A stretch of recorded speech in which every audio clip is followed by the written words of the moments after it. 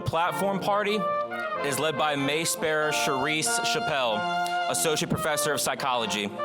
The Mace Bearer carries the university mace, a ceremonial symbol of presidential authority. Used only on formal academic occasions, Salisbury's mace includes the wood of a fallen linden tree from the Holloway Hall lawn and other engravings representing university history.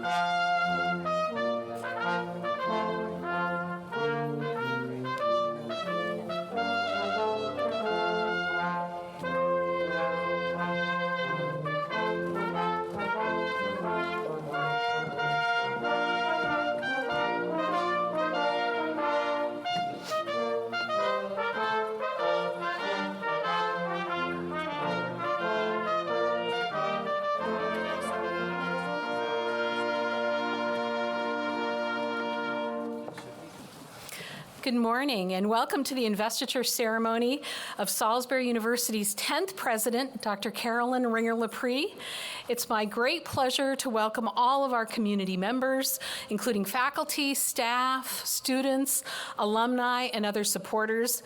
And I'd also like to welcome our distinguished guests, including Maryland Secretary of Housing and Development, Jake Day, other public officials, representatives from the University System of Maryland, delegates visiting from universities, and our neighbors and community partners throughout the region. Thank you for joining us for this historic occasion and for your support of Salisbury University.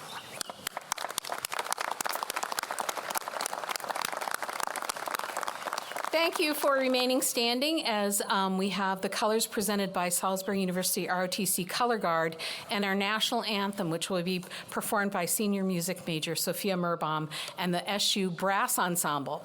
And please remain standing throughout the anthem and until the colors have been retired.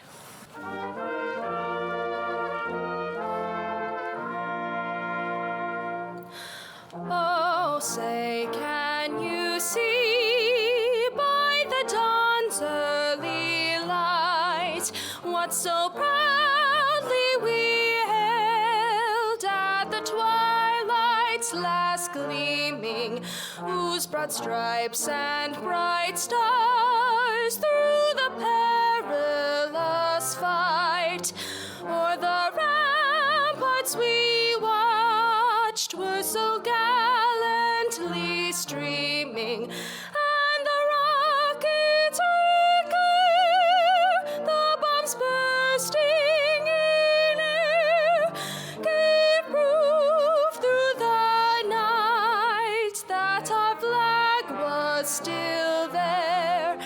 Oh, say, does that star-spangled banner yet wave o'er the land of the free and the home of the brave?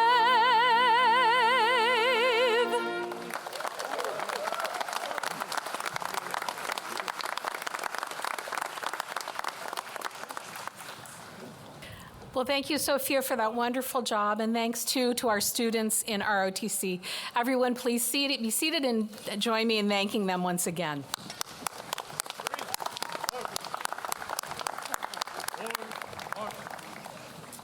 Thank you. Well, good morning and welcome once again to this exciting event, the formal installation of Salisbury University's 10th president, Dr. Carolyn Lepre. My name is Karen Olmsted, and I have the privilege of serving as the provost and senior vice president for academic affairs and as your master of ceremonies here today. An investiture is defined as a formal ceremony conferring the authority and symbols of high office. And at a university, this ceremony is held during the new president's first year in office. And the investiture ceremony is among one of the oldest traditions in higher education.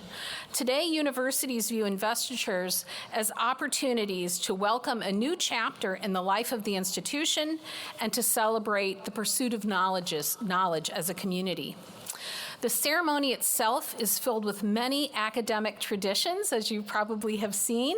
It includes the progression of delegates from other colleges and universities, as well as our own faculty and alumni, musical selections, and then greetings from members of the university system, and our shared governance leaders, and government leaders as well.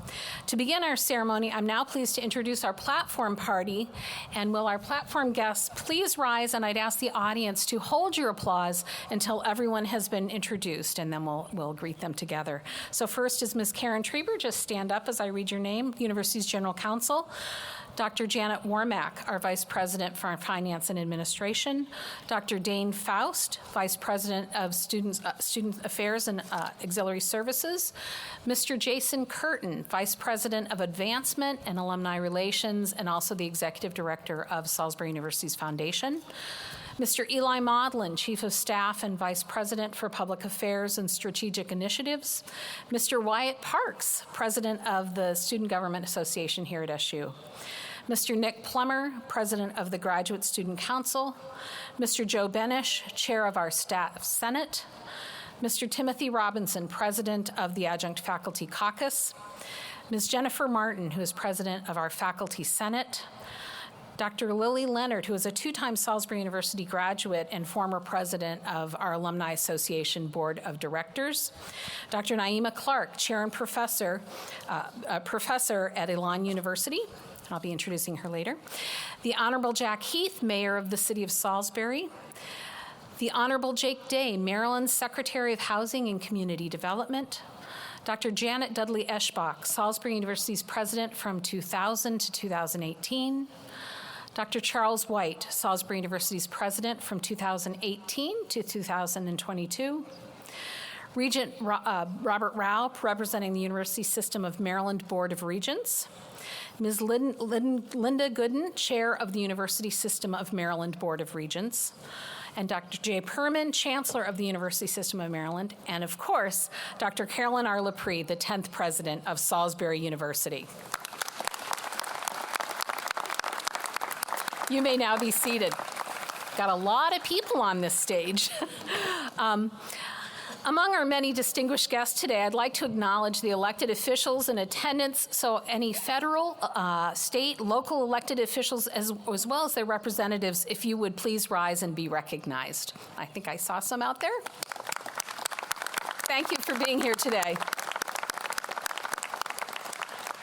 And in addition, this is part of the traditions, we are pleased to recognize visiting delegates representing other University System of Maryland institutions, other institutions across Maryland, and those institutions where President Lepre has been affiliated during her career. So thank you to all the visiting delegates for taking the time out of your schedule to join us today. Would you please stand and be recognized?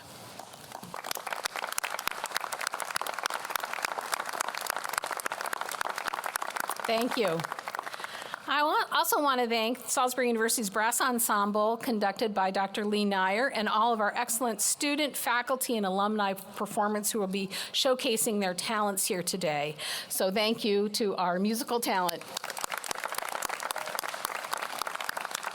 It's great to have live music at all of these events. Finally, I want to thank all of you and welcome you to this important event. I appreciate you taking the time. We're very pleased to have you with us.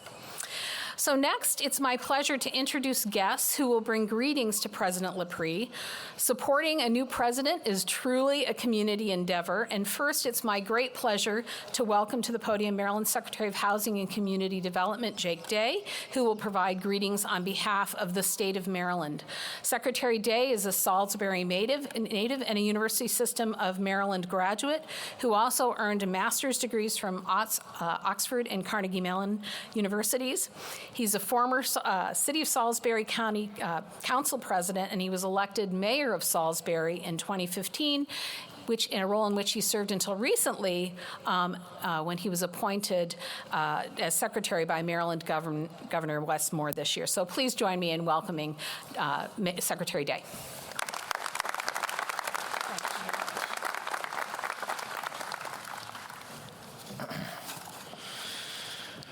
Well, Dr. Olmsted, thank you so much. Good morning. President Lepre, it's an honor to be here with you today. This is the shortest commute I have had yet in my tenure as Secretary of Housing for the state of Maryland. Walking onto campus today, I'm reminded of how much incredible progress has been made, not only with new buildings and construction over the years, but the growth of the relationship between Salisbury University and the surrounding community. You know, I grew up just around the corner on Forest Lane, and I grew up in the shadow, I felt, of Holloway Hall. And now I'm a few steps closer, inching my way closer to campus. Maybe I need to pursue another degree, living right on Camden Avenue.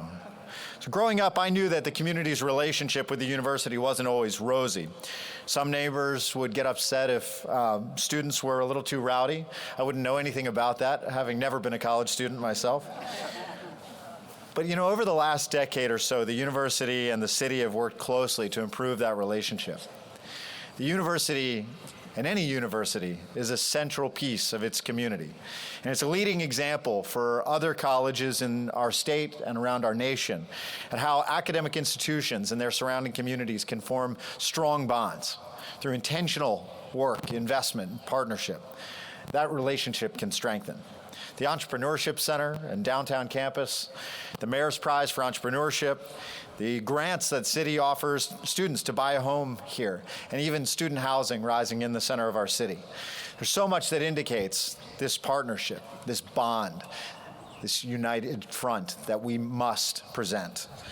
I know that President Lepre started last year emphasizing continuing to foster the ongoing civic engagement that exists between the university and the city. She's truly the right person to bring the university to new heights.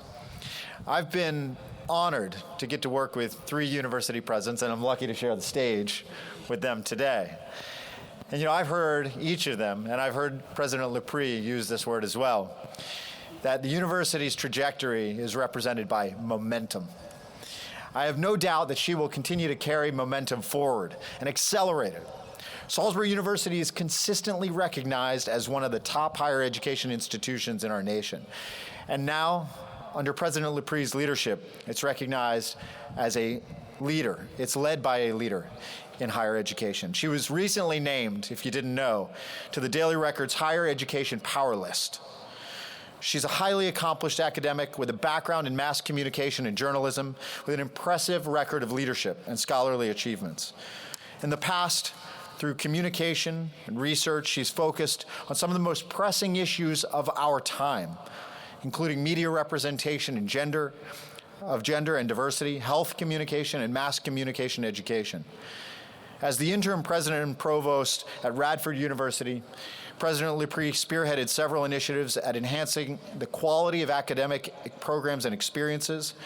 She established a standalone school of nursing, launched the Campus Academic Success Center, developed several online fast-track degree programs, and has a proven track record that included the development of an exciting hotel project at that school.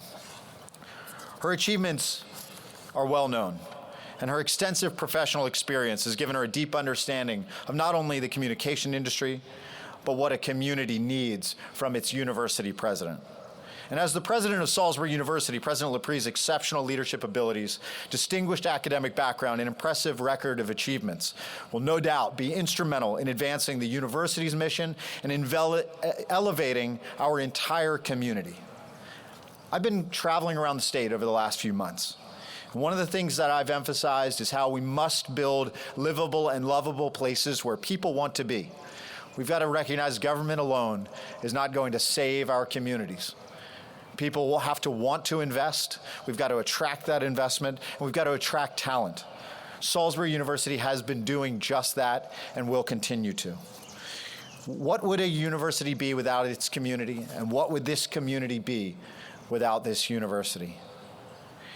I am surrounded right now, and so often, even in my home, by the pivotal moments of young adulthood as people become leaders in their community, leaders in their industry, as they improve the city around them, the university around them, the community around them.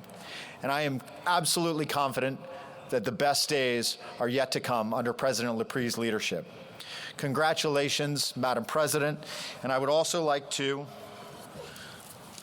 share this proclamation, this citation from our Governor, Wes Moore. It reads, Governor of the State of Maryland to Dr. Carolyn Ringer Lepre, PhD, be it known that on behalf of the citizens of this state, in recognition of your inauguration as the 10th president of Salisbury University, and as our citizens join in conveying our heartfelt congratulations and expressing our great respect and gratitude for your leadership and commitment to providing a world-class higher education for generations of students, we are pleased to confer upon you this governor's citation signed this day, Governor Wes Moore, Lieutenant Governor Aruna Miller, and Secretary of State Susan Lee.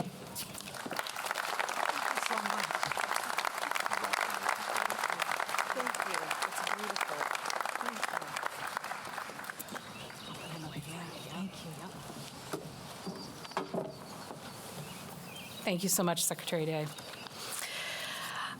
And now it's my pleasure to introduce Regent Robert Rao, Assistant Secretary of the University System of Maryland Board of Regents, who will bring greetings on behalf of the board. Regent Rao is President and CEO of Rao Incorporated, a civil engineering and construction management firm in Easton, right here on the Eastern Shore.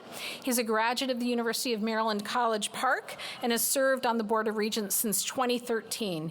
He also led the search committee that led to President Lepre's appointment. So please join me in welcoming Regent Rao.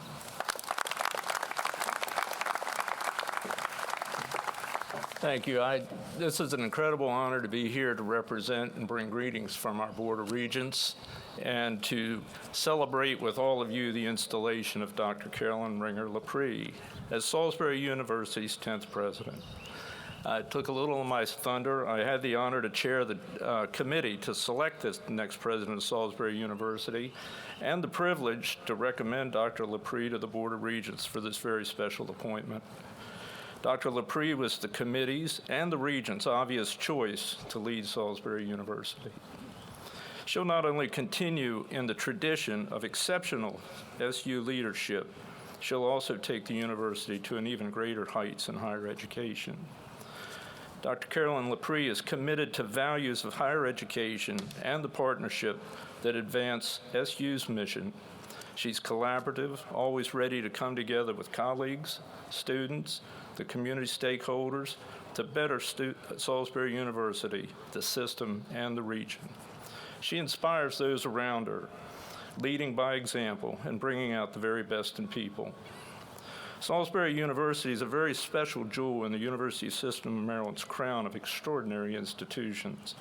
SU is one of the nation's top institutions for learning, scholarship, and growth. This great institution is nationally and globally recognized as a top producer in the Fulbright Student Research Fellows, for its Division III athletics, and for being a Carnegie Community Engaged campus. It also offers its students an incredible and memorable experience in one of the state's most desirable locations. As a lifelong resident of Maryland's Eastern Shore, I can't imagine a better place to get a world-class education and build a career. With President Lepre, we the system of Maryland and the Board of Regents know that the university is in great hands. Congratulations.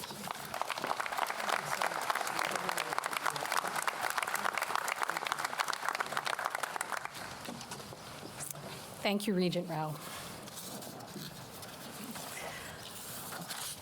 It's now my pleasure to introduce the Honorable Jack Heath, who will bring greetings on behalf of the City of Salisbury. Previously, Mayor Heath was appointed to the Salisbury City Council in 2014 and was elected its president in 2015. He's also a two-time SU parent and a longtime Maroon and Gold Club board member and supporter. Please join me in welcoming Mayor Heath.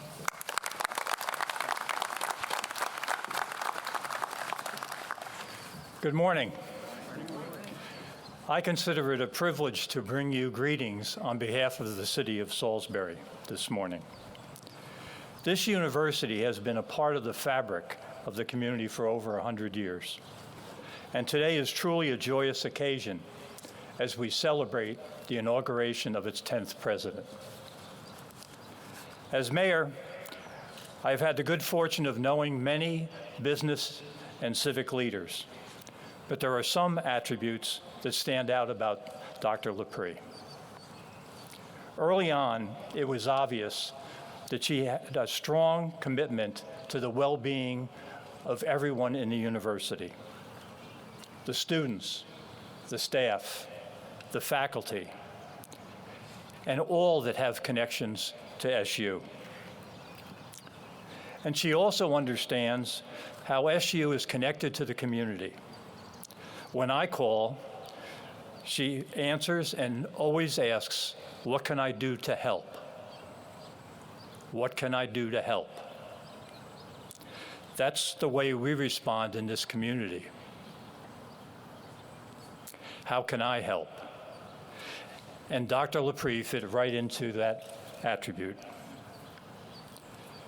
My family and I are in the President's Suite for most home games. And while we don't talk during the games, I can tell you she's already bleeding maroon and gold. In fact, I know she's a true seagull because she doesn't talk during the games. She's excited about talking to everyone, but not when the Seagulls are playing. Personally, I've been connected to Salisbury University long before I was elected office. And this university has been very fortunate. We are joined today by Dr. Janet Dudley-Espach, Dr. J, and Dr. Charles White, Chuck.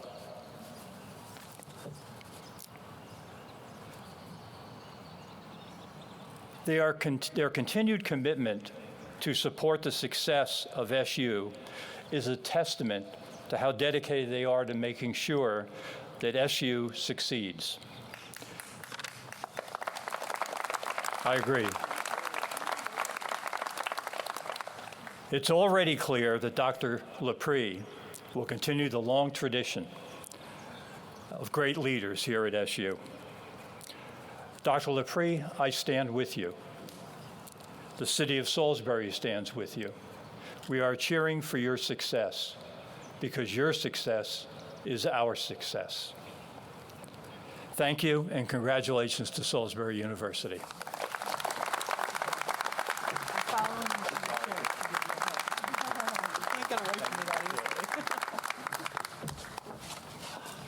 Thank you, Mayor Heath.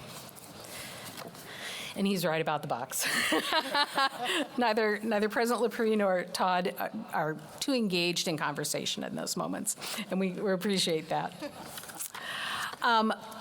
Next, it's my pleasure to introduce members of Salisbury University, the members of Salisbury University community, who will provide greetings on behalf of our alumni, our adjunct faculty, staff, and students. So first, let me welcome Dr. Lily Leonard, who's a two-time SU graduate and former president, as I mentioned, of the Salisbury University Alumni Association. And Dr. Leonard will then be followed by our shared governance leaders. Lily?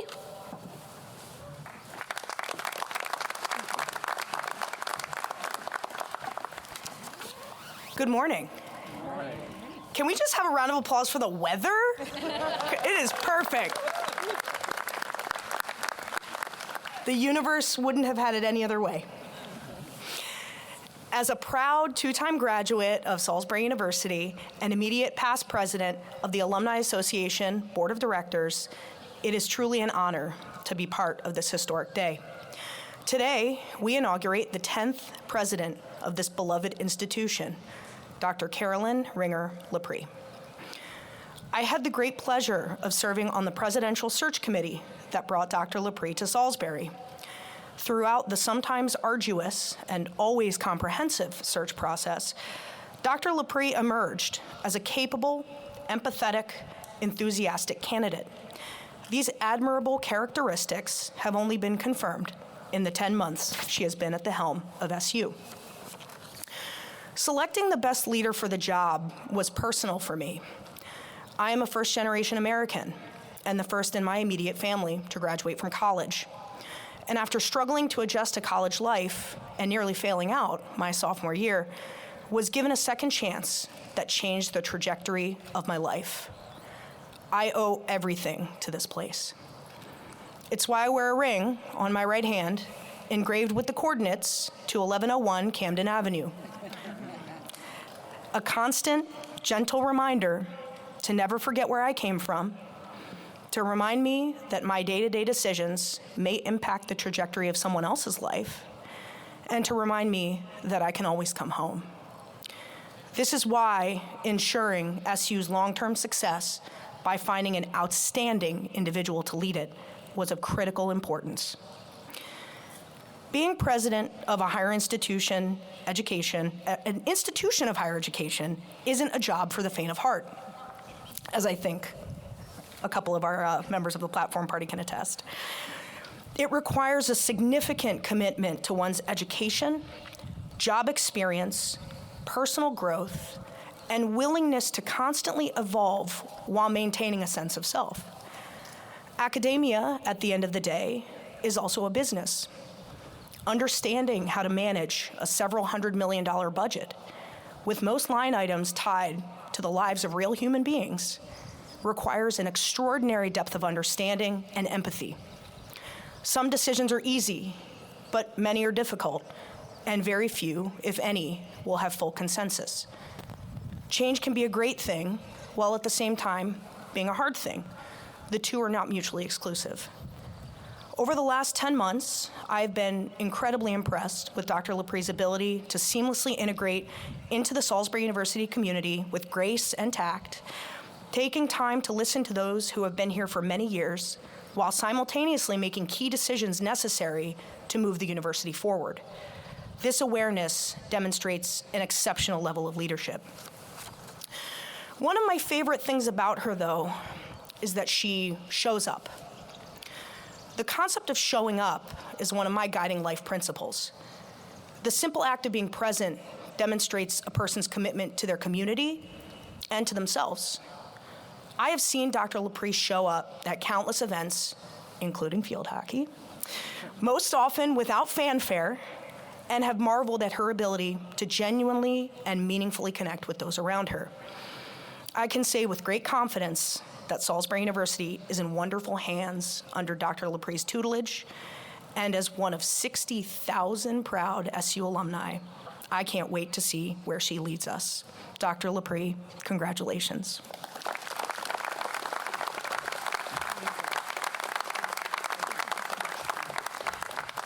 It is now my pleasure to introduce Jennifer Martin, President of the Salisbury University Faculty Senate.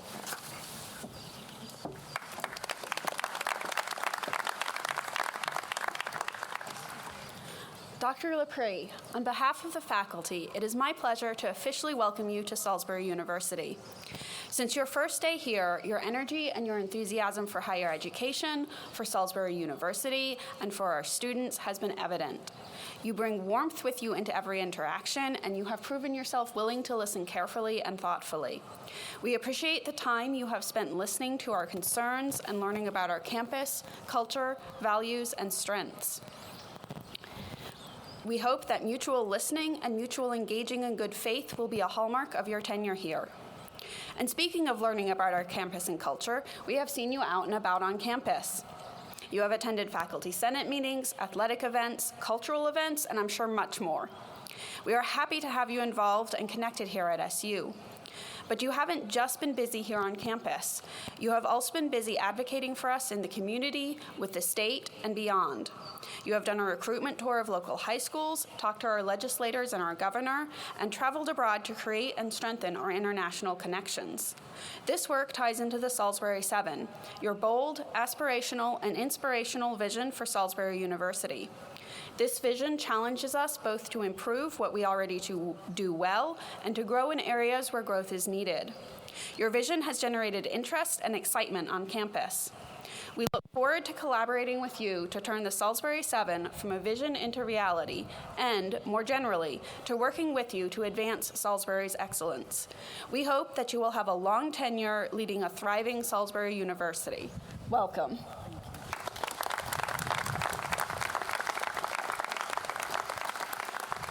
And it is now my pleasure to introduce Tim Robinson, President of the SU Adjunct Faculty Caucus.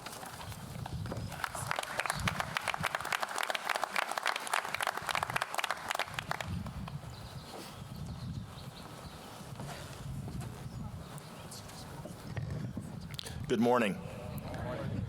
I know we're a day late, but I'd be remiss if I did not say may the 4th be with you. 1989 was a very important year because not only was it the beginning of the end of the Cold War, but it was also the year I first set foot on this campus as an undergrad, and I'd never even been to Salisbury before. I knew Salisbury as a pass-through on the way to Ocean City, and my dad dropped me off and said, "Good luck, son." But I came to love this place over that 4-year period, and when I look at these buildings and knowing that the memories that come back and memories of hanging out in the dorms and walking this campus, and actually did go into the library a couple times. This campus really grew on me and became a special place. It was so special that 2 of my siblings followed me here from out of town. I also became an SU parent. My wife works here, and this has just become a very important part of my life. And as Mayor Heath said, about the community, because this is a community, and we are an SU family. And I want to thank President Lepre for inviting me to be up here. I never thought 30 years ago that I would be here in this capacity, and it really means a lot to be here.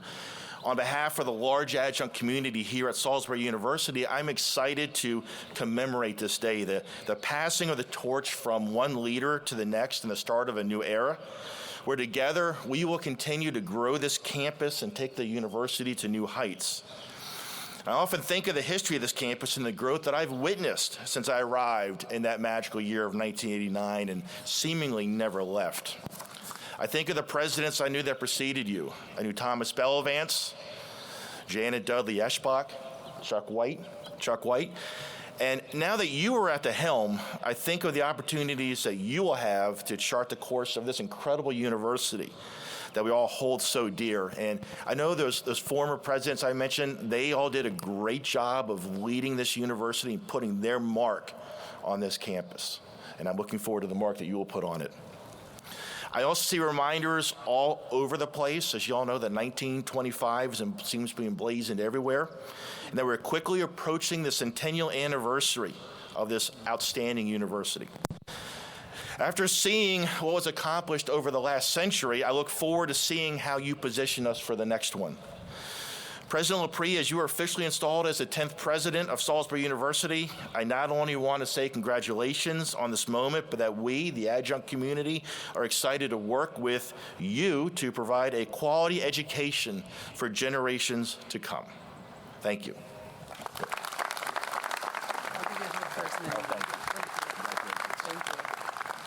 And it is now my pleasure to introduce Joe Benish, Chair of the SU Staff Senate.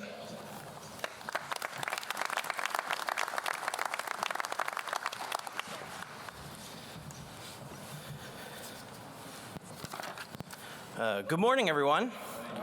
They were really brave to allow me to have some microphone time, so thank you. So my name is Joe Benish, and I'd like to start off by saying that it is a privilege to be here today representing our staff senate this morning and providing a warm welcome to such an amazing-looking audience. I think the one thing that we can agree on, all of us, that is, that it's a great day to be a Seagull, right? Who's with me? This is a pivotal moment in Salisbury University's history, especially as we edge closer to our centennial. SU has such a rich history in tradition, founded in 100 years of excellence, and as we look to our next 100 years, as we turn the page on the first, I see so many more opportunities that lie ahead. I, and so many others here today, are so grateful to have such a strong advocate at the helm of Salisbury University's future. Dr. Carolyn Lepre has already proven herself to be an absolute force, someone who is not afraid to be decisive in action, someone who will fight for the needs of our campus community, and someone who remains thoughtful and compassionate to those around her.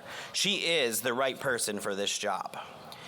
Change is not always an easy pill to swallow. It's not always fun or comfortable, but in order for our university to grow and to reach its greatest potential, we must be willing to adapt and embrace both the opportunities and the challenges brought about by change.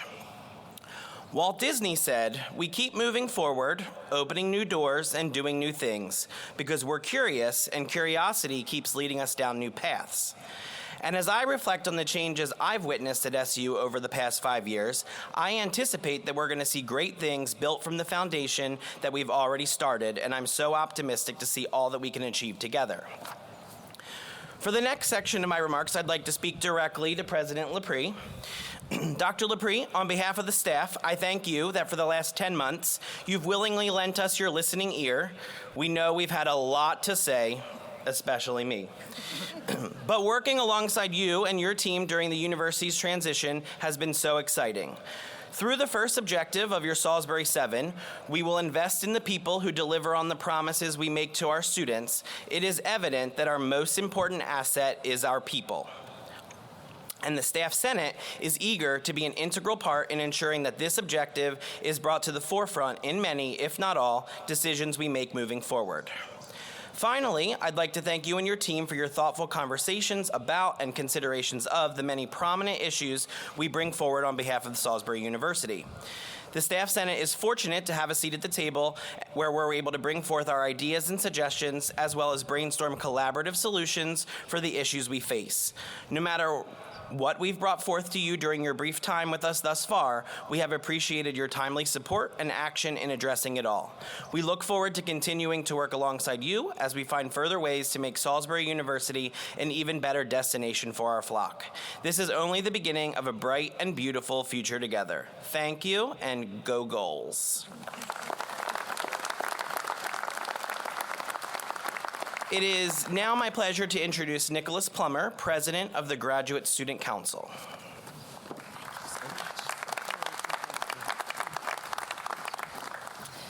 Well, good morning. Thank you all for joining us on this beautiful morning here on the square. It's a beautiful morning. And on behalf of the Graduate Student Council, I'd like to personally thank everyone, who's here today to help us celebrate a wonderful new president here, Dr. Carolyn Lepre, to Seagull Nation. Dr. Lepre, the Graduate Student Council welcomes you to Salisbury University with open arms as we move into the next chapter together. The past years have reaffirmed the attributes that truly define our institution. Each year, as a university family, we overcome challenges, uncover solutions, and make an impact within both our tightly knit Eastern Shore community as well as across the state of Maryland. Salisbury University continues to trailblaze its own course, serving as a pioneer and as a role model for other institutions both near and far. We thank Dr. Charles White and Dr. Janet Dudley-Eschbach for their steadfast leadership in guiding us through many challenges and as we soared to new heights over recent decades. The role of a university president being charged with ushering in the campuses tomorrow is a responsibility that cannot be taken lightly. This role requires the ability to strengthen partnerships, guide and implement change on a massive scale, and elevate our institution to heights that we would not have previously thought possible. As someone who has had the pleasure of getting to know Dr. Lepre on a professional and as an individual, witnessing her leadership over the past year firsthand, I have the utmost confidence in her ability to guide us into the next century of Salisbury University's history. The tradition and presence of shared governance on our campus is profound and truly inspiring. Organizations representatives value the voices of all of our constituents, and we remain committed to being clear and consistent in our efforts to better SU for all of those who step foot on campus. As we continue under your leadership, Dr. Lepre, our council is very encouraged to partner with you in achieving our shared governance goals and objectives. You have demonstrated you value our mission and see the important role GSC serves on this campus now and into the future. We recognize and appreciate all the diligent work you have accomplished thus far and will continue to offer to the SU community as we continue to soar to even greater heights together. Thank you. It is now my pleasure to introduce Wyatt Parks, President of the Student Government Association.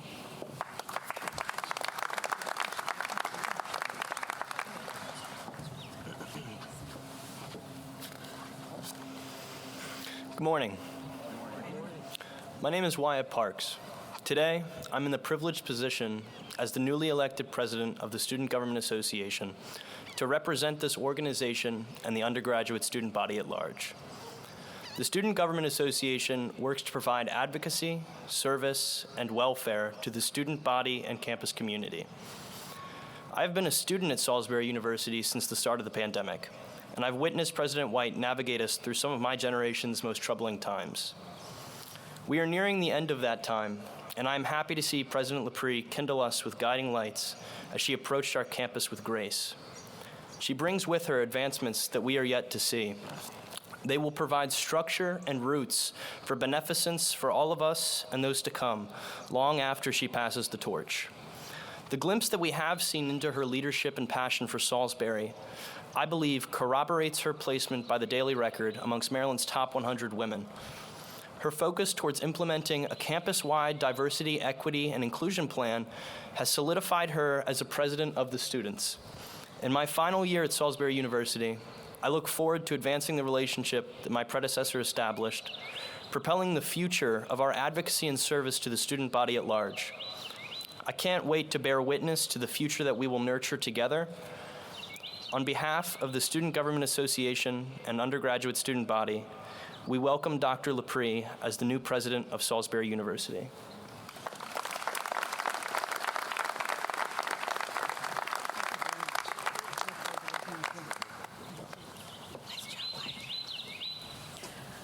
Well, thank you all for your words and for your service to the university. It's now my honor to introduce our next speaker. Dr. Naima Clark is the J. Earl Dannelly Distinguished Professor at Elon University. She's a nationally acclaimed expert in diversity issues related to media and entertainment, including race and gender, economic status, disabilities, LGBTQIA, and ethnicity. She specializes in intercultural development at institutions of higher education, and she earned her PhD in mass communication from the University of Florida, along with President Lepre and their co-authors on the textbook Diversity in U.S. Mass Media. Please join me in welcoming Dr. Clark.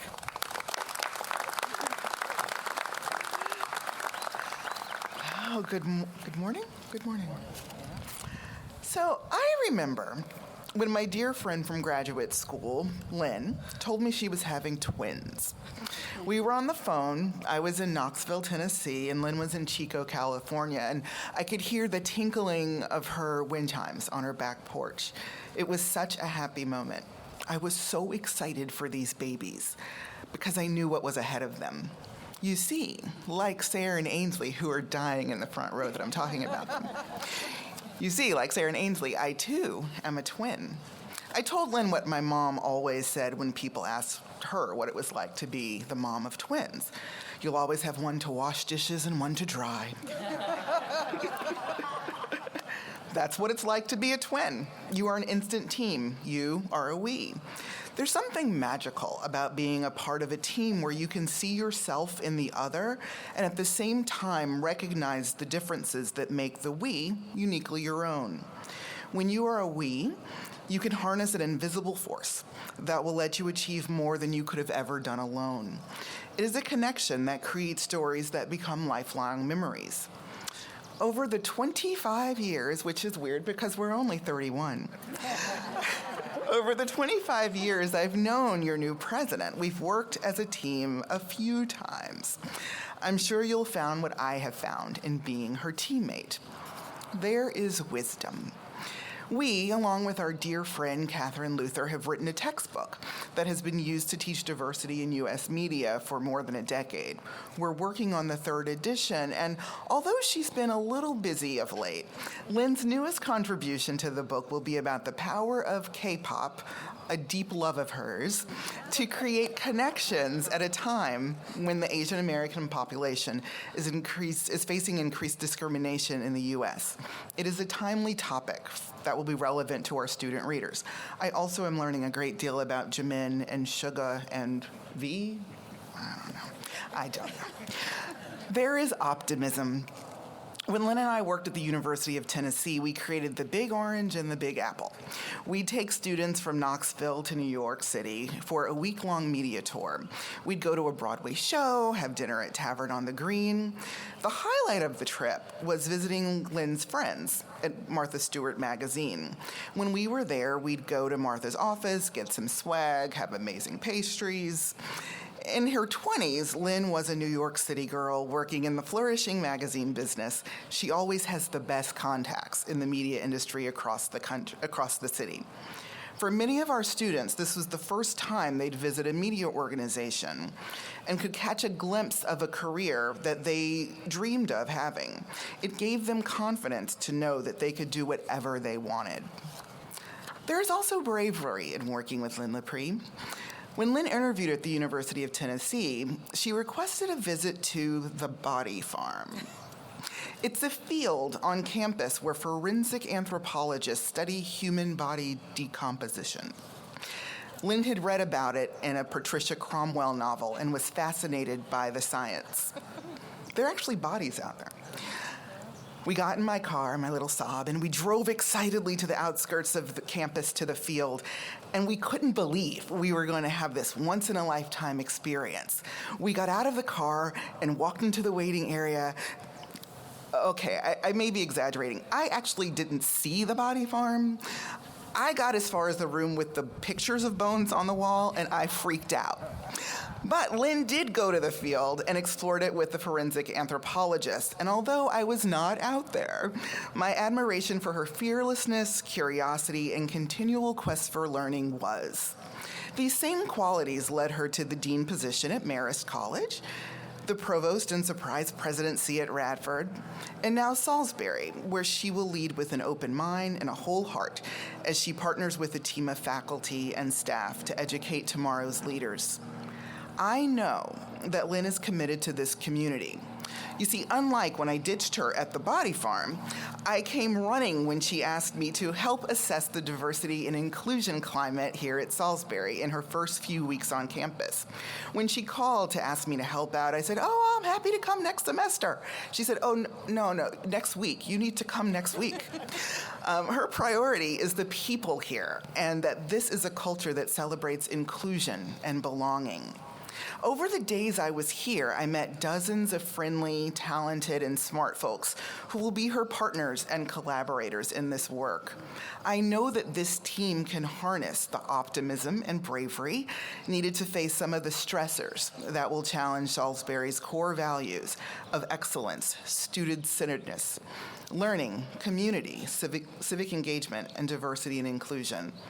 All you have to do is turn on the news or read the Chronicle of Higher Ed to know that the values that Salisbury holds dear are being challenged in states across the country. Your president has the wisdom, bravery, and optimism to uphold the values of this campus. She cannot do it alone, though.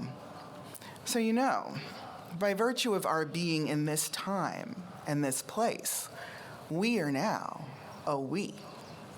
Let us be connected with similar purpose. Let us commit to being President Lepre's team that believes in the power of higher education to inspire critical thinking, realize personal and professional goals, and cultivate active citizens who embrace that the contributions of all people and acknowledge that what happened in the past plays a role in how we create a more equitable future. In my experience, this partnership with Lynn will mean purposeful work, creativity, laughter, and more than a few lessons in K-pop.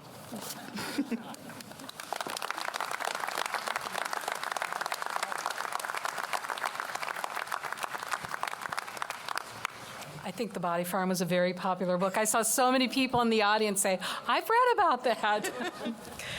Well, now we've come to the point in the program that when I got the copy of the script and got to this page, I went, oh my gosh, this is so exciting. We're going to have a musical interlude.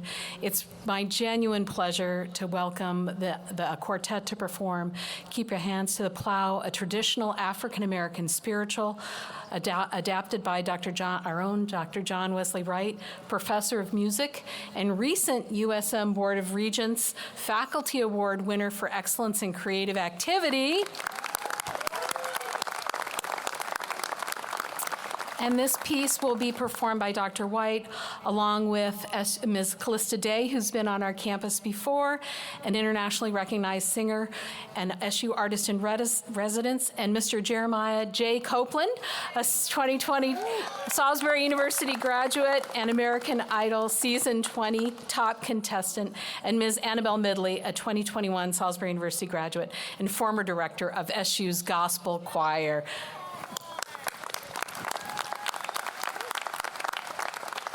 Come on up.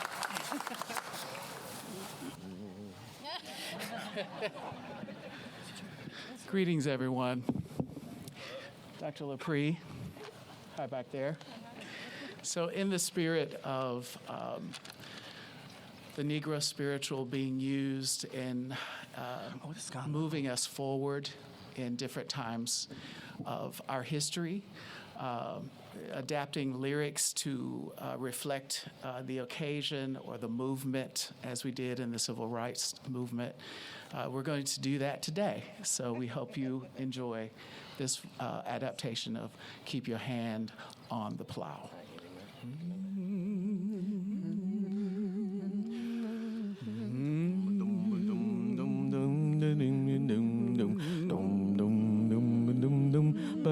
Freedom's name is mighty sweet. It's because of freedom we're able to meet. Keep your hand on the plow. Hold on, hold on. Many good folk have fought and died so we could be here side by side. Keep your hand on the plow. Hold on, hold on, hold on.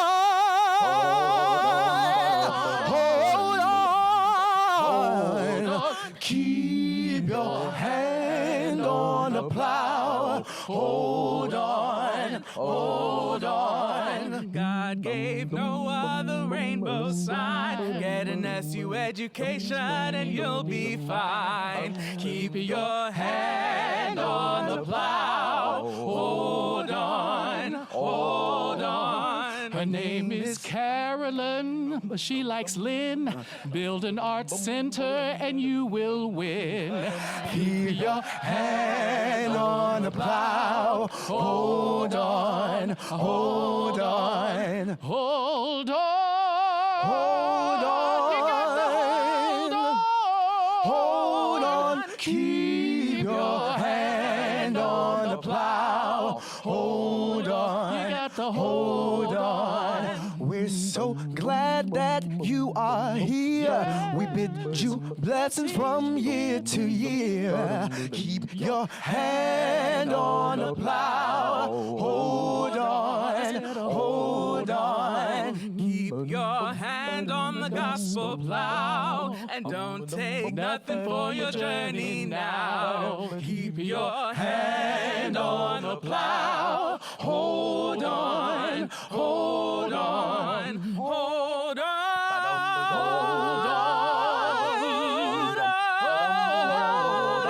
Keep your hand on the plow. Hold on, hold on, hold on, hold on.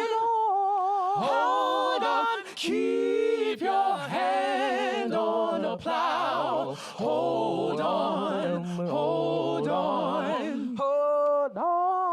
hold on, hold on, hold on. Keep your hand on the plow. Hold on, hold on. Keep your hand on the plow. Hold on, hold on. Keep your hand on the plow. Hold on, hold on. Keep your hand on the plow. Hold on, hold on. Keep your hand on the plow. I said, hold on. I said, hold on.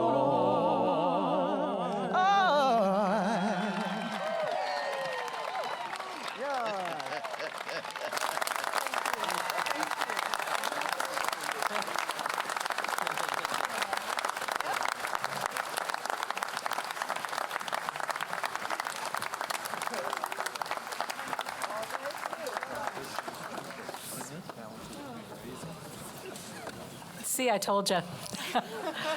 Thank you so much. That was just terrific.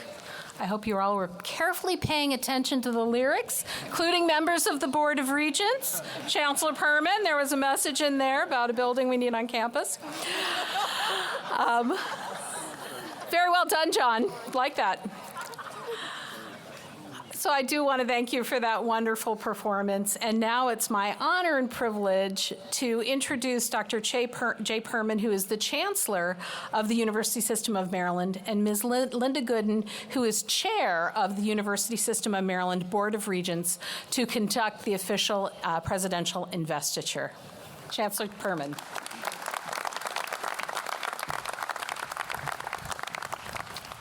So how do I follow that? Provost, I got the message. Thank you, Dr. Olmsted. Good morning, everyone. What a glorious day to be together. Of course, it's always a wonderful, special day when we have the privilege to inaugurate a new president. It's a day of celebration, not only of a leader, but of the community she cultivates. And we've heard the word community repeatedly this morning. It's a community of scholars and thinkers, creators, makers, explorers, believers, citizens.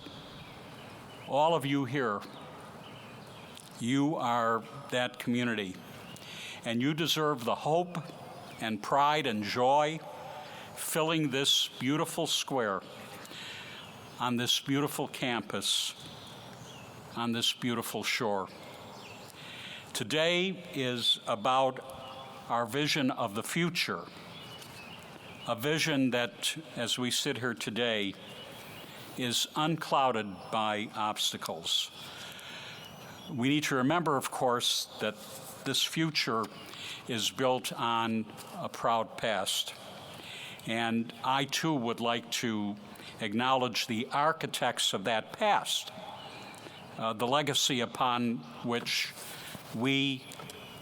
President Lepre will build anew. President Emerita Janet Dudley Eschbach and former President Chuck White. Could we give these leaders a round of applause?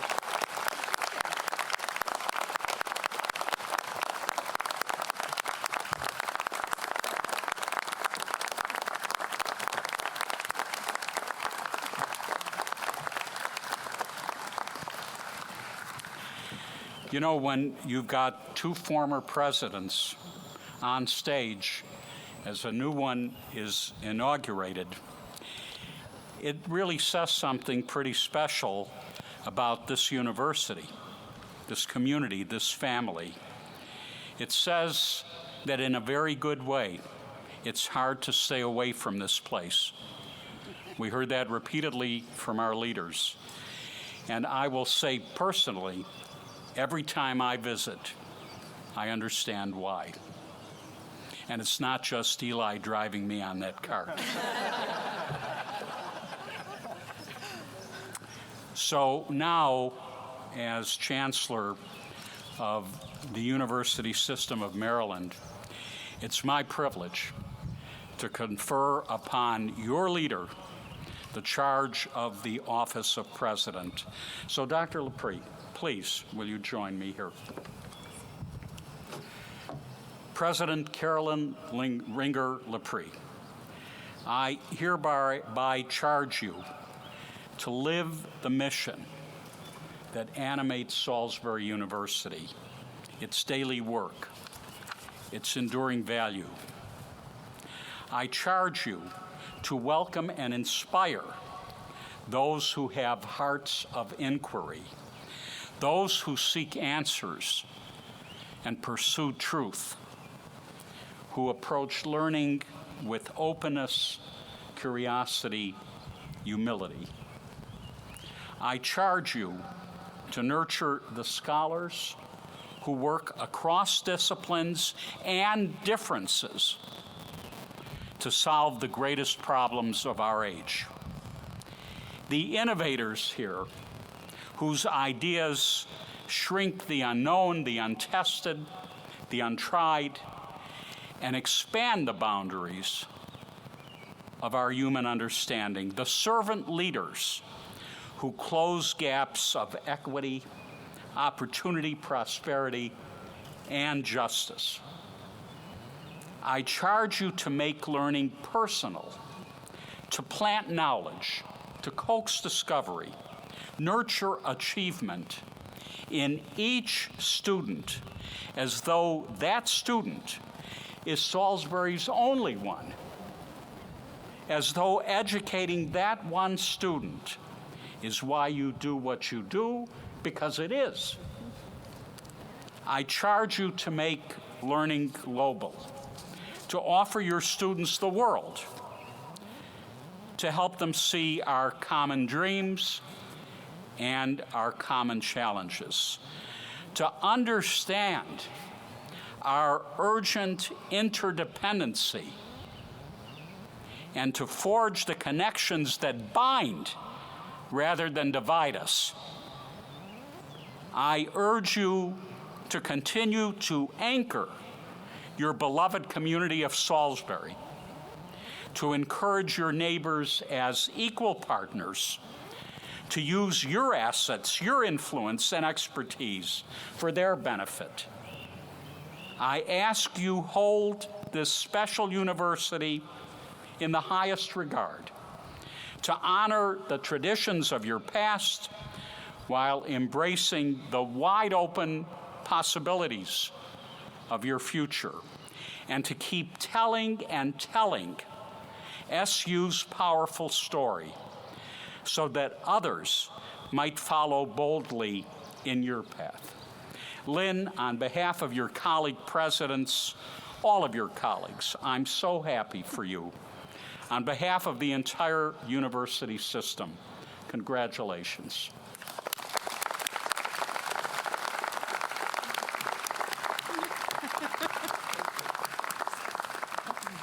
And I now invite our Board of Regents Chair, Linda Gooden, to perform the official installation.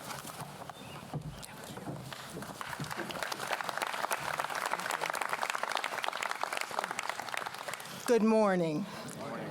And Dr. Wright will be looking for that proposal. I'm honored to be here today as we formally install Dr. Carolyn Ringer Lepre as Salisbury University's 10th president. I am so pleased to see so many members of the USM family with us today, and I'm gratified to see so many members of the greater Salisbury community here this morning. Salisbury University is a special place. It's a force for education and research, committed to academic excellence and student success. It's an economic engine driving the region and state forward, and it's the hub of impactful community service, contributing immeasurably to the Eastern Shore's quality of life. As SU approaches its centennial celebration in 2025, Dr. Lepre has already proven herself to be the right person to lead this wonderful institution into its second century. She is a respected scholar with an exceptional intellect. She is a proven leader with tremendous energy and optimism, and she is committed to collaboration, partnership, and civic engagement. President Lepre, as you continue your efforts to enrich and enhance Salisbury University and the surrounding community, I pledge that the USM and the Board of Regents will do whatever we can to make your journey successful. It is now my pleasure and privilege to invite the twins, Sarah and Ainsley Lepre, to join me here on stage.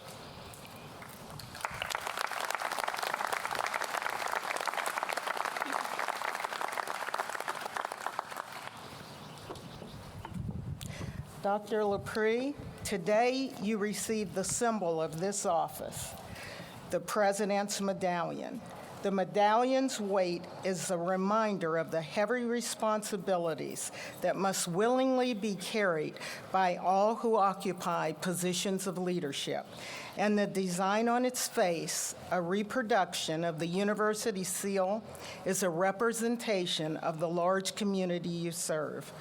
Dr. Lepre, you have been duly selected to serve as president of Salisbury University. As chair of the Board of Regents, it is my pleasure to install you in that office with all of its requisites, rights, privileges, and responsibilities.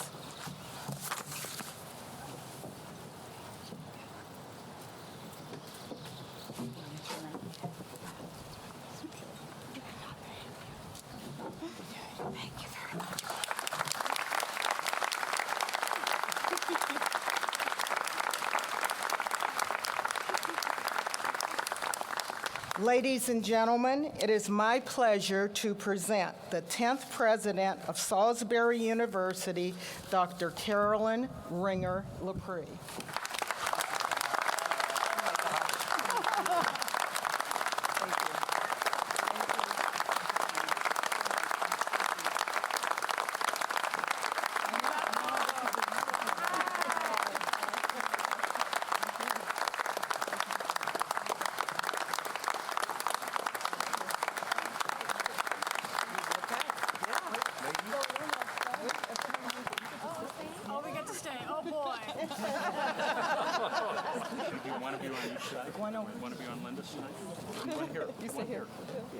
You okay? Great. Yeah, you're okay. Move over just a little so they don't miss you.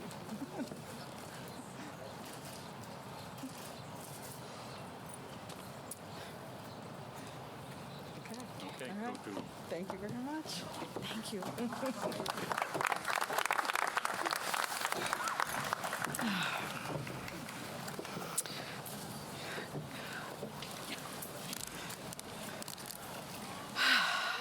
Thank you. Thank you.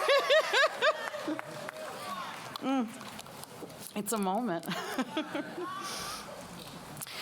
Oh, gosh. Well, thank you all so much. This is, it's surreal, actually, to be here. But I am so humbled to be here. So let me tell you something, a few things, actually. In 1996, during my first semester as a teaching assistant at the University of Florida, Michelle was a student in my Introduction to Journalism course. Michelle was a talented writer and a strong editor, and her dream was to pursue a career in journalism in a big city. Having just left Manhattan, where I was a magazine editor, I was eager to help her. We spent weeks fine-tuning her applications and her writing portfolio. And the following semester, she came into my office bursting with excitement at the news of an interview that she had secured for an internship in New York City with a publication that she greatly admired. Her biggest problem, it wasn't preparing for the interview, and it wasn't funding the travel to get from Gainesville to Manhattan. Her biggest problem was the weather. not something we have today. She had lived in a small rural town in Florida her entire life. And Michelle did not own a coat, nor any clothing that was heavier than her usual tank top and shorts.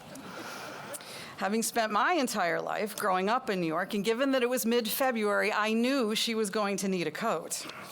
Not wanting to have her bear the financial burden of purchasing new clothes, I loaned her one of my coats and my favorite sweater that would be suitable for her interview, and hopefully it would bring her a bit of good luck.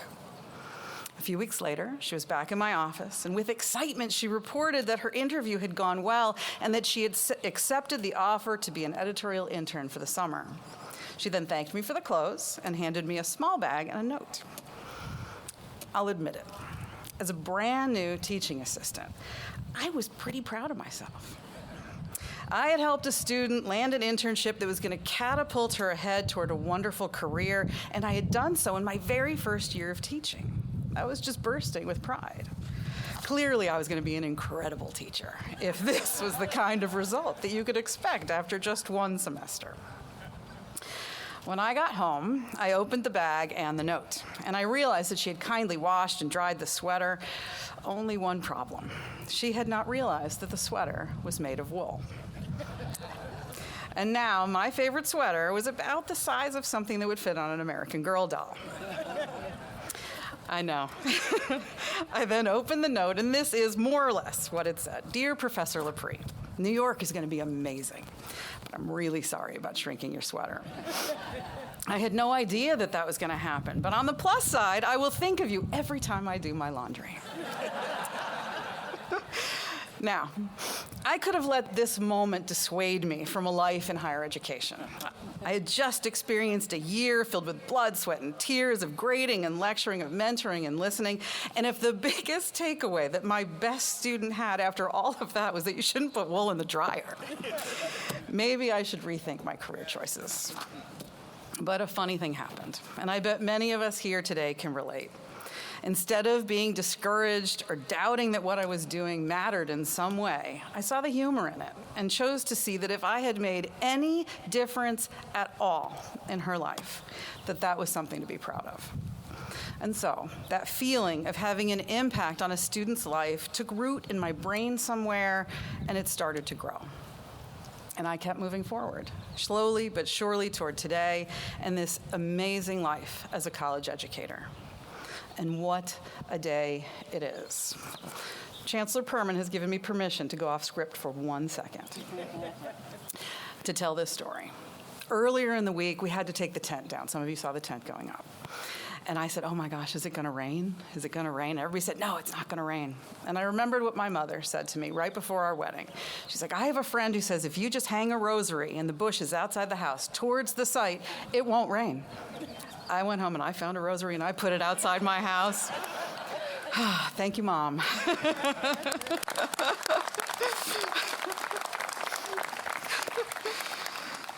A presidential inauguration serves as a milestone event in the life of an academic institution, often attributed to building momentum for the university as it embarks on its next chapter of its story.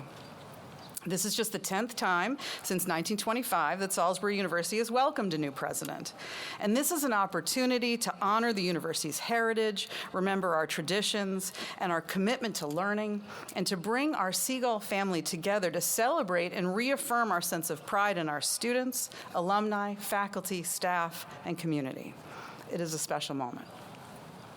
And it is certainly a deeply personal, deeply meaningful day for me personally, as I stand here today full of gratitude and humility, as I consider the responsibility that you have invested in me. It has offered me an opportunity to reflect on my career in higher education. And today has reaffirmed I could not imagine having spent my life doing anything else. I will never stop being thankful that somehow, some way, Salisbury University and I found each other in this time and place. As I pondered what I wanted to say to you all, I kept coming back to this idea of forward momentum. When I think about my own life, I recollect moments like Michelle's success and my poor tiny sweater. Those small, only almost seemingly insignificant moments that take shape and connect together like Legos until we find ourselves standing on a foundation that is sturdy and strong enough to build upon. My very presence here today is a testament to the power of foundation, the power of family, of friends, of colleagues, of mentors, and of community. I have been incredibly fortunate to have had some of the fiercest advocates and supporters throughout my life. I am surely stronger for their influence and wish to make sure that they know the impact they have had on who I am, how I think, and why I lead. Let me begin by thanking some of the many people who have collectively played such an instrumental role in both my personal foundation and the foundation of this great university. To Secretary Jake Day and Mayor Jack Heath, thank you for being here with us today and for your unwavering support of Salisbury University.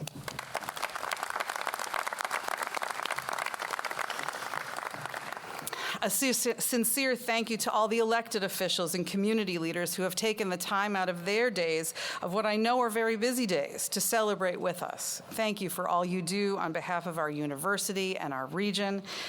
What you do helps us do what we do. Thank you so much.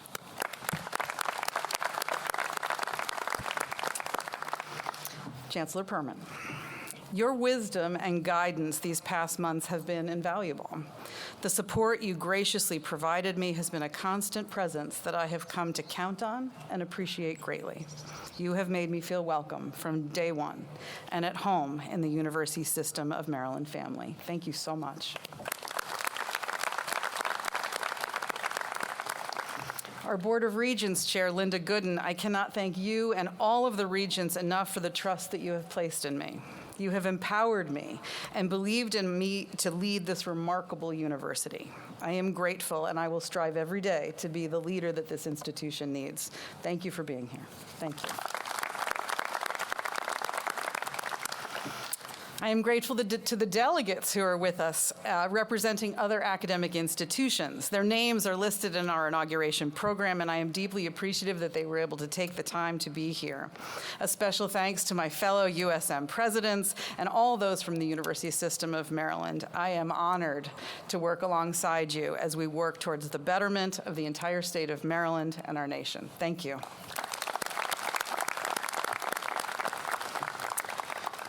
To my dear Dr. Clark, Naima, where are you? There you are. Thank you for your kind words. You have been with me since just about the beginning of this journey, and I am honored that you took the time to be here today. Thank you. Dr. Leonard, Lily, we are so deeply appreciative of your leadership of our Alumni Association, and I am personally thankful for your passion for Salisbury University. Your enthusiasm is contagious. And I know they're out there somewhere, but how about our parade of alumni representing each graduating class since our founding?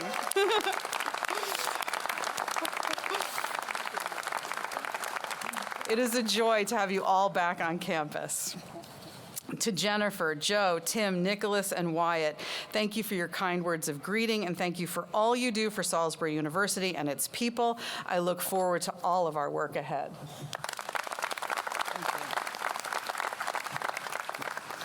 To my cabinet, joining me here on the platform, the passion you bring to serving our university fills me with inspiration each and every day. I could not imagine working alongside a more committed, compassionate, creative group of people, and I thank you for your dedication. Thank you.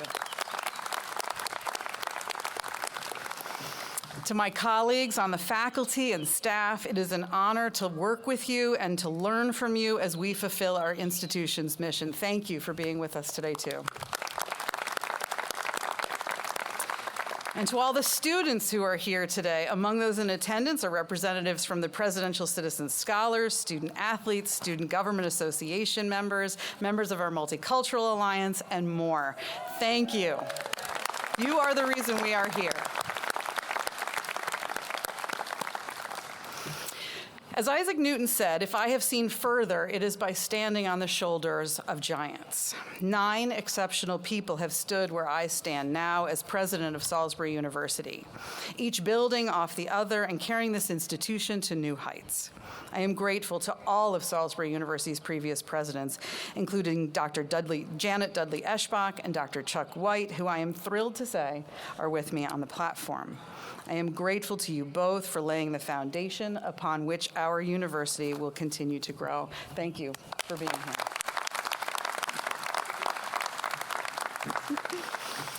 And thank you to all who have worked so hard to put on today's event and all the inauguration week's activities that highlighted so much of what is extraordinary about Salisbury University. And it was an amazing week, from the fun we had at our Multicultural Festival, to the faculty, staff, and students we celebrated during our Diversity Awards, to the inspiring conversations we had during our academic panels, to our day of service, where we assembled more than 250 cancer care kits that will be donated to regional hospitals, and the ice cream social that we had yesterday afternoon with our students. It was a vivid display of why Salisbury University is a place of belonging, collaboration, and engaged learning. So thank you to everyone who participated in pulling all of that off. I have some very special friends who have made it here from the University of Florida, the University of Tennessee, Marist College, and Radford University. I am honored that you made the trip. Thank you for being here. And finally, there are some special people who are sitting right here in this front row, my family. My brother Matthew and his wife Christy, my nephew Jack and his girlfriend Tequila are here from Steamboat Springs, Colorado. Yes. I am honored to have my 2 fathers-in-law, Bob and Dan, and my mother-in-law, Mary Ann, with us today. Thank you so much for being here. And I am thankful that my brother-in-law, Scott, and his wife, Christina, made the trip across the bridge to celebrate with us on the beautiful Eastern Shore. I am thrilled beyond words that my father, James Ringer, is here, and I'm not going to look at him because I'll cry. If you ever want to know why I am who I am, just spend 15 minutes talking to this guy. I have never known anyone with a kinder temperament, a gentler spirit, a stronger work ethic, or a bigger heart than my father. So thank you, Dad. I know there's a tissue here. For teaching me what is most important in this life. My husband, Todd. It is hard to believe that we have been together now for almost 27 years.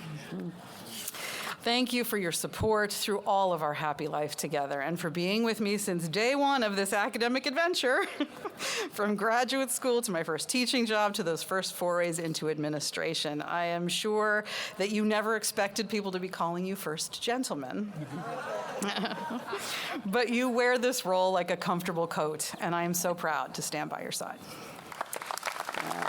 I'll wipe my tears while I do that. And then there's my incredible daughters, Sarah and Ainsley, who you just had an opportunity to meet. I could spend the rest of this address talking about the 2 of you and how proud I am to be your mom. I thank you for the patience and the sacrifices that you have sometimes had to make because I was at work. I am in awe of each of you. And I hope you know that in every college student's face, I see yours, and I strive to make every decision as if each student was my own. You inspire me, and I love you. Thank you. This was all I was afraid of, was that I was going to cry during this part. I know. Well, those of you who know me, you know this is just who I am. And finally, at the risk of maybe one more tear or two, I do want to acknowledge 2 people who aren't physically with me here today, but are most definitely here in spirit, my dear mom, Jacqueline Ringer, and my mother-in-law, Nancy Hamner. These smart, compassionate women set an incredible example of how to be brave, how to be strong, and how to care for other people. They believed in me so much that it empowered me to have the confidence to become something that I never would have dreamed possible. I miss them every day, and I would not be here without them. So, thank you.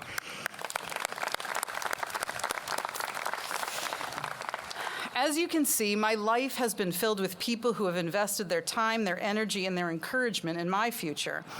It has also been a life filled with people who believed greatly in the importance of the value of higher education.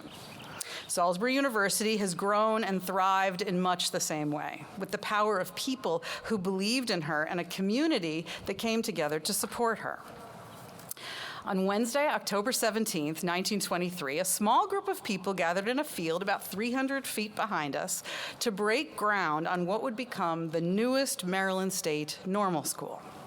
2 years later, the Normal School opened its doors to students in large part thanks to the commitment and perseverance of Dr. William J. Holloway, the man who would become our first president. He believed that a normal school, so named to reflect that this school would be providing the norm or the standard of excellence in teacher education, would be pivotal to meeting the state's demand for rural teachers. Before the founding of the Salisbury Normal School, Eastern Shore students who wished to receive teacher training had to move to the Western Shore or go out of state. But Dr. Holloway believed that we needed this school right here. And when it opened with 105 students, 100 girls and 5 boys who, quote, braved the situation to seek knowledge, he already saw success. And so began Salisbury University's forward progress. Not always smooth, not always easy, but steadily forward. And progress it has. For the past 98 years, our university has held fast to its core values while growing and changing with student demands and the needs of our state and nation. Our institution has moved forward. Throughout my time at SU, I have repeatedly been struck by the comparisons between our institution's tenacious history and the incredible things that I see happening on our campus today. We have seen name changes, from our beginnings as a normal school to a teacher's college, to Salisbury State College, to Salisbury State University, to the Salisbury University it is today. Our institution has expanded and innovated and constantly defied expectations. In 1935, we saw the start of a core curriculum focused on coursework in humanities and science that expanded our transfer populations and broke from the status quo for what a normal school delivered. Today, we are on the verge of launching a groundbreaking new general education curriculum that will serve the needs of today's student by moving away from a set of courses from different disciplines to a more holistic, student-centered approach, preparing students for success in college, career, and in life. In 1949, the Student Government Association, well ahead of its time, saw the need to provide opportunities for internationalization. This was very unusual for a teacher's college, and raised enough money on their own for one annual scholarship to send a single student to study abroad.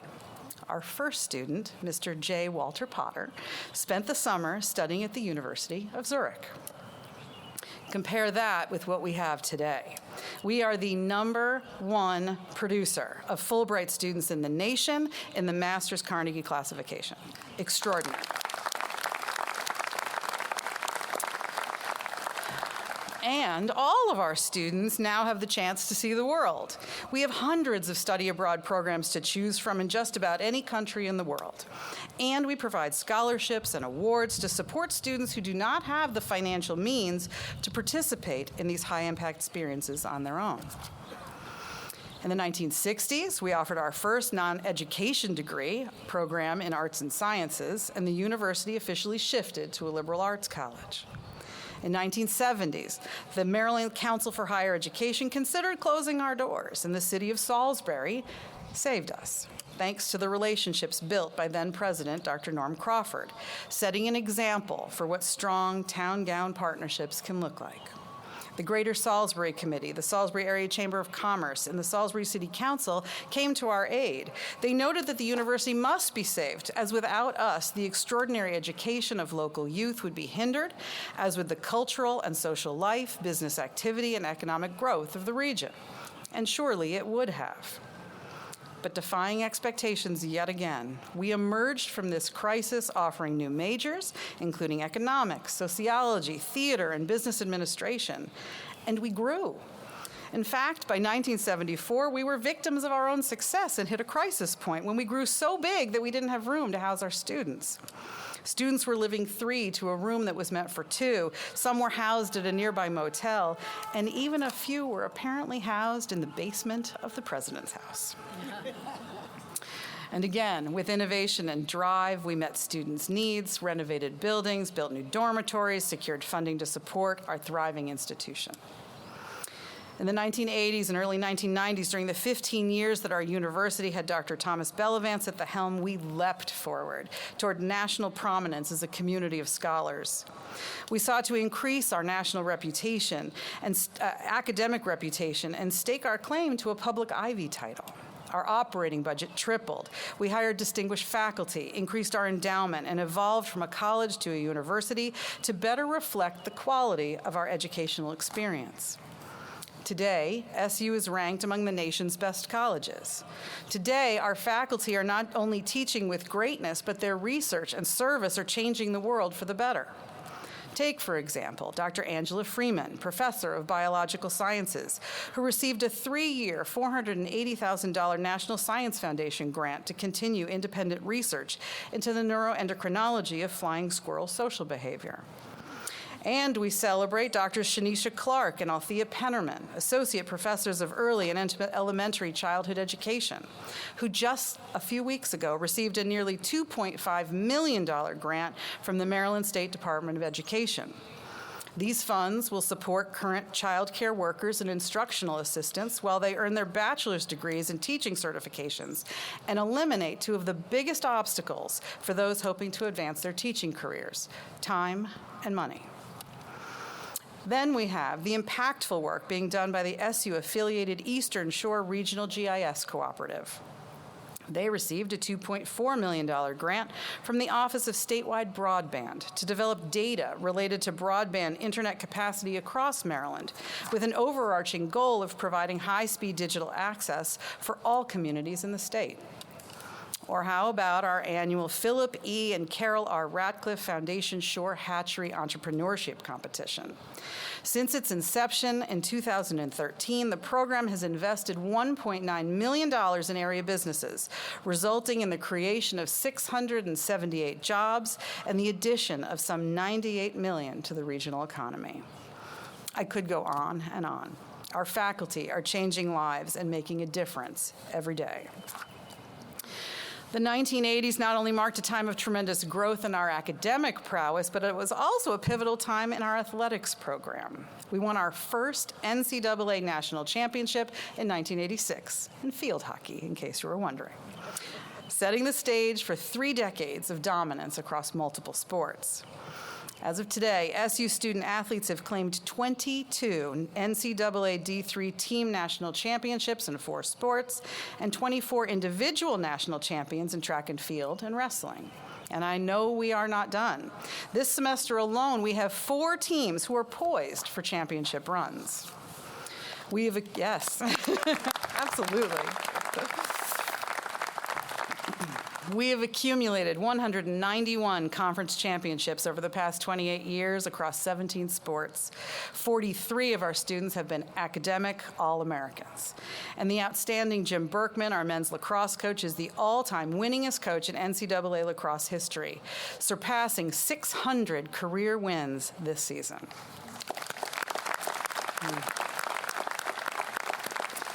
Our athletic success isn't fleeting, it is a legacy.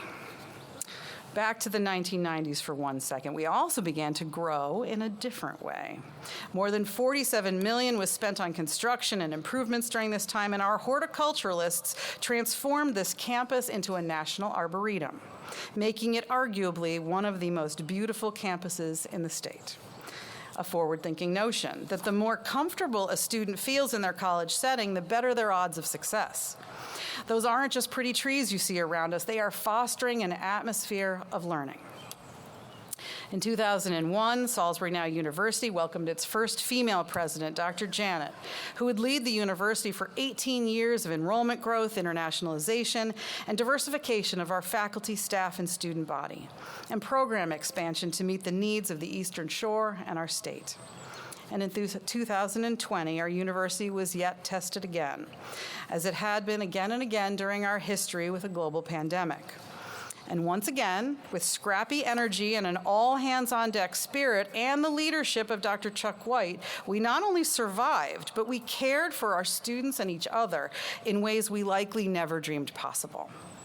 And we did come out stronger and prepared to move our Salisbury University forward once again. And as we look forward from this day, let me share two defining facts that illustrate how our past, our present, and our future are deeply intertwined. We have not forgotten our roots as the standard for excellence in teacher preparation and education, nor will we. Since 1996, we have graduated 111 Maryland Teacher of the Year semifinalists and 3 Maryland State Teacher of the Year winners.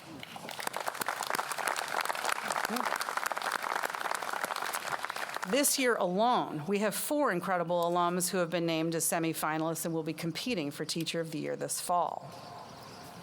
And just as of this week, I'm happy to say that we are on track to welcome a remarkable new group of students in the fall, which will be the most racially diverse in Salisbury history, with 32% of our incoming students coming from underrepresented backgrounds. I am incredibly proud of this.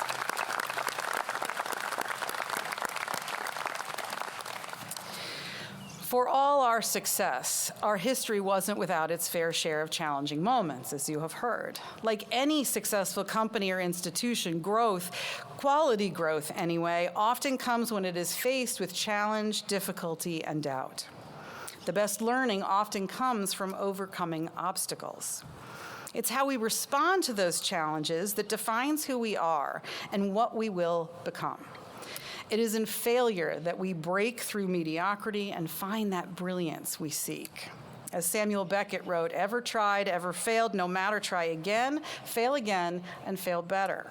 And then we can succeed. I think when we look at what matters, in the victories we are proud of, they come when we have succeeded and moved forward by persevering. And I admire this forward-thinking spirit, this can-do, and the I can do it myself even when everyone tells me I can't spirit. The longer I serve as the president of SU, I realize that maybe this is why I am so drawn here and it's to this university and its people, because I'm like this too. Never tell me that I can't do something or that I don't have time or that it's too much. It may be one of my biggest flaws, actually. I am terrible at saying no or asking for help, though I hope my family would tell you that maybe I'm learning. Maybe not. But I see this energy in the people of the Eastern Shore and those drawn to enroll here. The Eastern Shore has a rich and varied history with a strong tradition of grit and resilience among its people, particularly the watermen who have relied on the Chesapeake Bay and its tributaries for their livelihoods. The hard-working watermen who harvested oysters, crabs, and other seafood from the Chesapeake were known for their resilience, determination, and ingenuity as they faced the challenges of working in a dangerous and unpredictable environment. I see this in the willpower and the fortitude of everyone I meet here. I believe this spirit is part of the DNA of the Eastern Shore, and I am proud to serve this community and to represent as best I can this quality that has defined our region and our university. So for almost 100 years, Salisbury University has represented a microcosm of what learning, great learning, can be. Progress, challenge, quiet success, critical impact, life-changing outcomes, fierce pride, and yes, excellence. Higher education has never been more important than it is right now. The critical conversations that we need to have, the thinking we need to do, the societal problems that we need to solve, the ways we need to come together.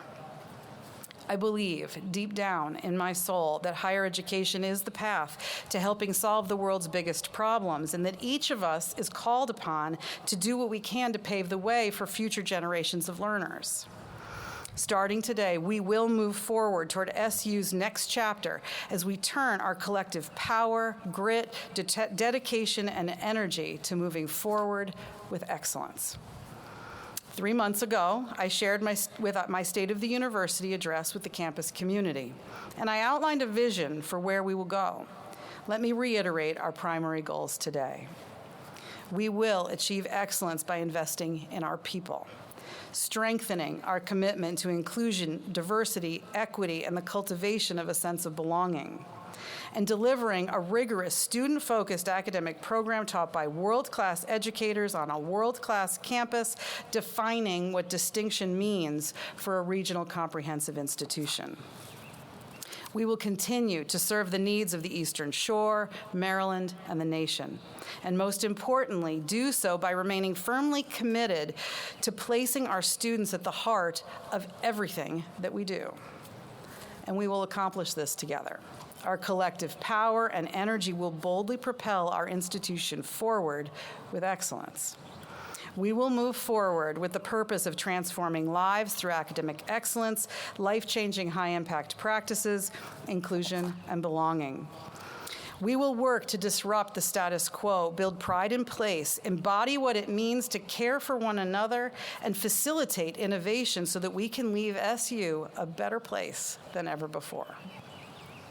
We will strive for participation from every corner of campus so that SU can achieve this bold vision. Because this is what we have always done. The heart of this institution will propel us forward. A few weeks ago, a question was posed to me. What is the difference between success and significance? And I haven't stopped thinking about it since. What is the difference between success and significance? I understand the premise behind the question, the idea that you could be viewed as successful, but not have had a long-standing, significant, positive impact on the lives of others. So let me offer this. Significance is a group of dedicated educators breaking ground on a new school nearly 100 years ago.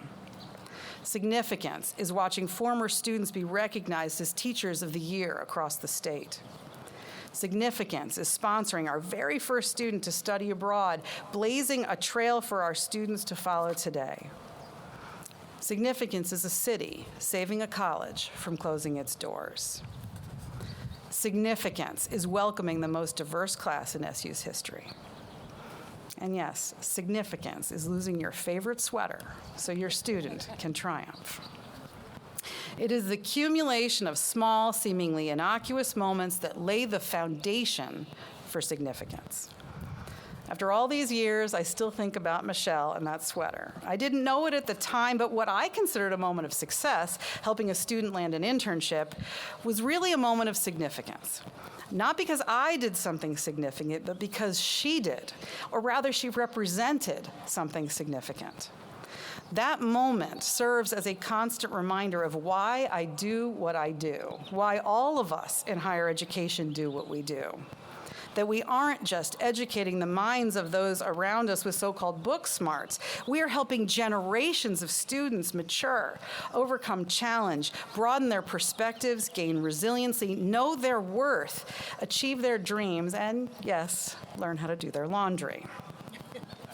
So let me close with this. This is a quote from my favorite author, Louise Penny. She wrote, "Life is choice, all day, every day. Who we talk to, where we sit, what we say, and how we say it. And our lives become defined by our choices. It's as simple and as complex as that." So with great humbleness, I stand before you as Salisbury's 10th president, and I will work to make this choice every day. It will be my constant endeavor to serve this institution and our Seagull students, faculty, staff, alumni, and community, striving for a life of significance. Thank you for being here with us today. I am so grateful for this tremendous honor.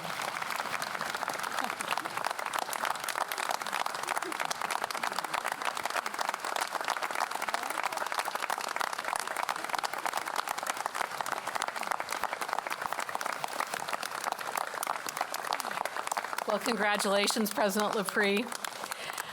Before we end our ceremony today, stay up, stand up, get out your program if you don't know the alma mater.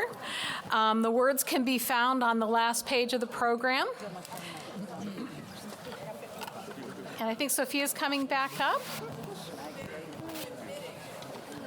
You're coming right, oh, this is great. You got a whole group. All right, she's brought her posse. Thank you.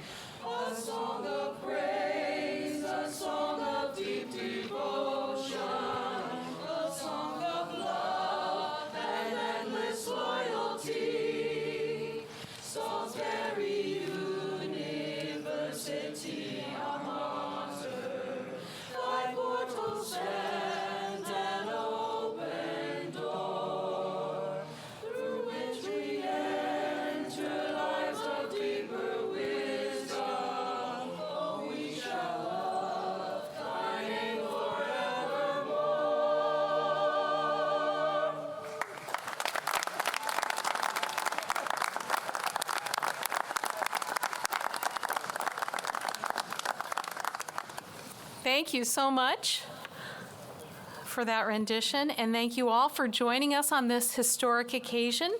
Please remain standing during the recessional, and after the recessional is complete, we invite you to join us for lunch on the Holloway Hall lawn, just around the corner there. And please join me one more time in congratulating President Lepre.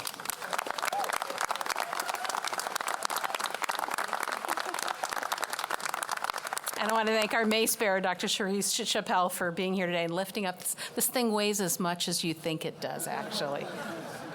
So thank you, Dr. Chappelle.